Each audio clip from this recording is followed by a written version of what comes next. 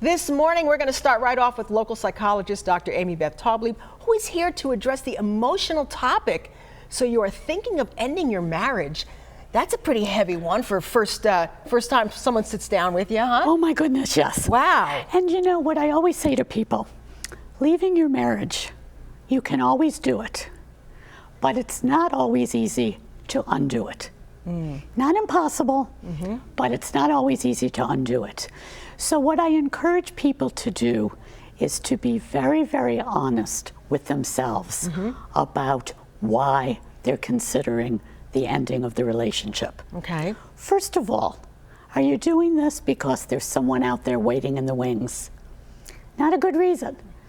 And the question you ask yourself is, if that person disappeared tomorrow, would you still want to leave the marriage?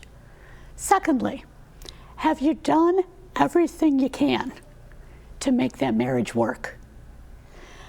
Maybe you're not therapy people, but if you are, have you tried therapy? Have you tried to fix what the problems are? If you have, okay.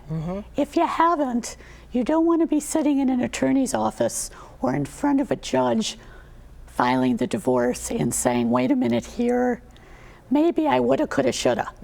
Don't want to do that. Do you hear from people who say, I haven't really talked to my spouse about this yet, but this is what I'm thinking?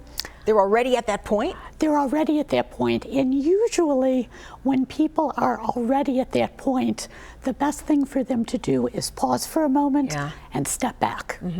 Now again, I don't want to be misinterpreted. There are marriages which truly need to be ended. Yes. But again, we need to make sure it's for the right reason. Are you leaving because you had a fight last night and you're upset? Are you leaving because you're depressed and really nothing can make you happy? You need to look at... Pretty important, yeah. No, it's so true. You need to look at the crux. Then what you have to do is look ahead a little bit.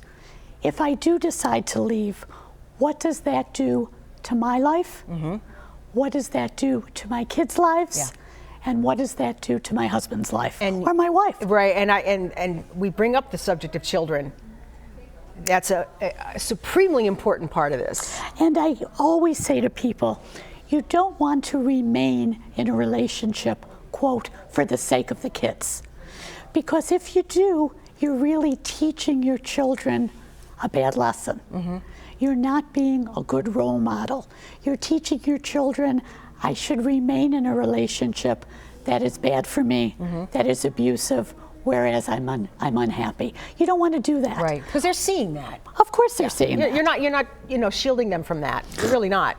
That being said, you also need to keep in mind that you don't want to rush out of a relationship because it has, whatever decision you make, has an impact on a lot of people. A lot of people, because like you say, when you get married, you've married a family, and you've got a lot of folks who are involved in your life. And I hear so many times, my husband, my wife does not want to go to couples therapy because they know you're going to tell us to end the marriage. And there is nothing that could be further from the truth. A good couples therapist helps you get to the point where you make the decision and you make the healthy, correct decision. And therapy has saved as many marriages as it has ended. And what if your spouse doesn't want to go with you? You should go yourself, right? You go yourself. Right.